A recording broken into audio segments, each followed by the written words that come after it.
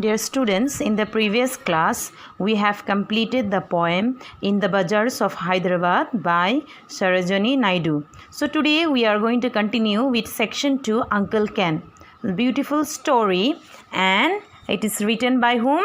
It is written by Ruskin Bond. Before going into the chapter, let's know about the writer. So let's see who is Ruskin Bond. Ruskin Bond is an Indian author of British parentage. He was born in Kasoli, that is in Himachal Pradesh. In which year? He was born on 19 May in the year 1934. And he grew up in Simla, that is in Jamnagar, Dehradun, that Mussoorie and London. He was so many places are given here: Simla, Jamnagar, Dehradun, Mussoorie and London. That is his place where he was grown up, not only in one place. He now lives in Landur, Mussoorie, that is in North India. So he lives in Landur, Mussoorie now, North India, with his adopted family. Ruskin Bond has written over 300 short stories. How many short stories? 300.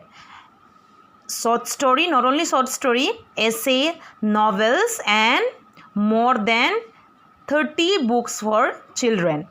And many of his stories and novels have been adapted into films, such as A Flight of Pigeons and The Blue Umbrella. So these are his stories and it is adapted into films. Okay, and the name of the films are A Flight of Pigeons and The Blue Umbrella. Acknowledging his contribution to children's literature, India's National Academy of Literature awarded him the Sahitya Akademi Award in the year 1992.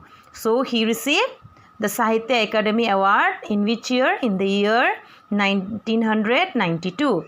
He was also awarded not only Sahitya Akademi Award, but he was also awarded the Padma Shri, that is in 1999, and Padma Bhushan in the year 2014. He also won several writing competitions, that is in the school, including the Irving Divinity Prize and the Haley Literature Prize. He wrote one of his first short story, that is Untouchable. Untouchable at the age of 16. He wrote the story Untouchable, and he was just 16 years old at that time. That was in the year 1951. So this was a brief introduction about the writer Ruskin Bond. So this is also a famous story about him, Uncle Ken. So let's read about the author's Uncle Ken. Okay, this is the story of the author's Uncle Ken, who seems to be quite happy doing no work. That means sitting idle and allowing others to take care of him. So Uncle Ken was very lazy person and he don't want to do any work, and he just want to sit and idle and allowing others to take care of him. So here we'll have to do something about Uncle Ken's granny. So this is the first starting of the lesson. That is, granny is saying about Uncle Ken, and she's saying that they have to do something. About whom? About Uncle Ken. I was in the kitchen with her, shilling peas and popping a few into my mouth now and then. Susie, the Siamese cat, sat on the sideboard, patiently watching Granny prepare an Irish stew. Susie liked Irish stew. So here I was in the kitchen. Who is I? The writer Ruskin Bond. So what he was doing?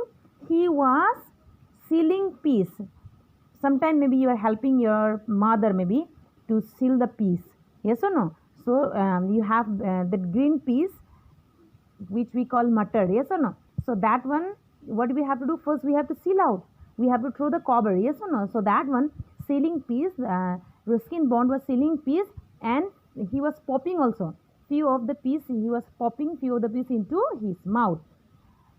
Now and then Susie. Who is Susie? The Siamese cat. That is Granny's cat. Okay, Granny cat, pet cat. And he sat on the sideboard. Here sideboard means a flat top piece of furniture. with cupboards and drawers. I think in most of the kitchen you will find, yes or no? Used for storing what? Dishes, glass and table linen. That is we use in the kitchen. So the Sesame cat was sitting by the side of the sideboard and patiently watching what? Patiently watching Granny. She was preparing what? She was preparing an Irish stew. So here what do you mean by Irish stew? Irish stew means a dish of mutton. Okay, a dish of mutton or other meat. Not only mutton or other meat. Meat or potatoes, vegetables and onions. So this was preparing by whom? By Granny. And Susie liked this Irish stew. It's not that I mind him staying, said Granny, and I don't want any money from him either, but I believe it isn't healthy for a young man to remain idle for so long. Here Granny is saying that I don't mind that he is sitting idle and I'm cooking and I'm preparing, I'm working and he is simply eating. I don't mind that. But what I believe, Granny is saying that, what I believe that for a young person to sit just an idle, it's not healthy for so long. Not for one day, 2 days, but every day he is sitting like this, then what? He will become unhealthy. So Granny is worried about Uncle Ken. Is Uncle Ken a young man, Gran? Then the author Ruskin Bond is asking his Granny that is Uncle Ken a young man? Then Granny replied, he is 40. Everyone say he will improve as he grows up. So Granny said, yes, he is 40. He is grown up. Then everyone is saying that he will improve. He will go to work if he grow up. He could go and live with Aunt Mabel. So he said that he is always staying here. So at least he could go with and live with Aunt Mabel, this another aunt. Okay. He does go and live with Aunt Mabel. He also live with Aunt Emily and Aunt Beryl. That's his trouble.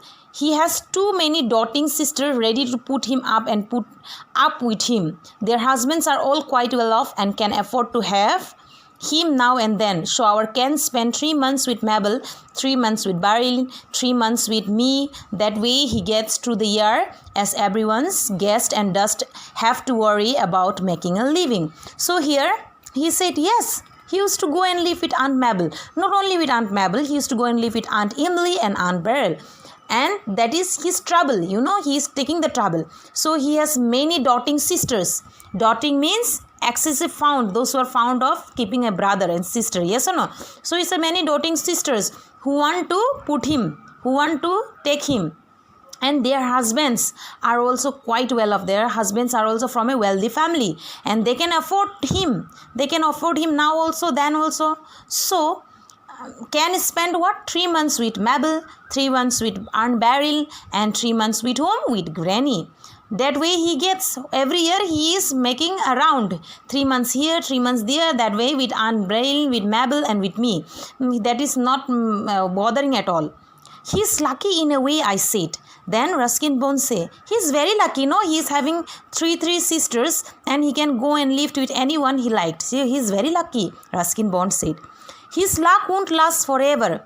Already Mabel is taking off going to New Zealand, and once India is free in just a year or 2 from now, Emily and Beryl will probably go off to England because their husbands are in the army and all the British officers will be leaving. So here Granny said, although he is lucky, but his luck won't last forever because Mabel is going off where? To New Zealand, and once India is free, in 1 or 2 years, Emily and Beryl will also go to England because their husband, they used to work in Indian British army. Yes or no? So they have to leave India and they have to go.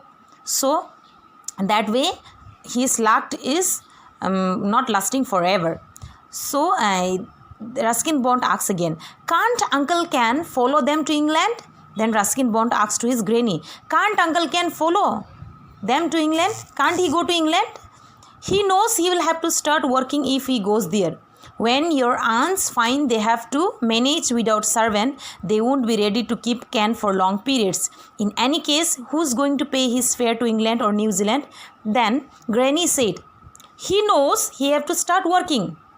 He knows that he have to start working if he goes there. He knows, Granny said that, yes, he know that he have to work there if he go there because this aunt and all, no, this granny's sisters and all, they have to manage without servant. They have to manage without whom? Without servant. They won't, not granny's sister, sorry, granny's daughter. So here granny is saying about this author's aunt. And she said that they have to manage without servant, because when they will go off from here, they have to manage without servant, and they will not be ready to keep Ken for long periods, because every time Ken will sit like an idol, yes or no, and their aunts have to help them. Their aunts have to help them for long periods, and in that case, all will feel angry, yes or no. Every time, yeah, their aunts have to help Uncle Ken, and every time they have to serve food, wash his cloth, everything, and that way it will not last forever. So this way, and again Granny said, and who is going to pay his fare? Who is going to pay his money to go to England or New Zealand? Who is going to pay the ticket fare? She said to Ruskin Bond. Students, we will end our class up today up to here.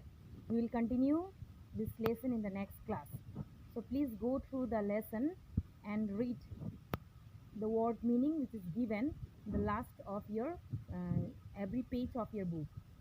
Thank you.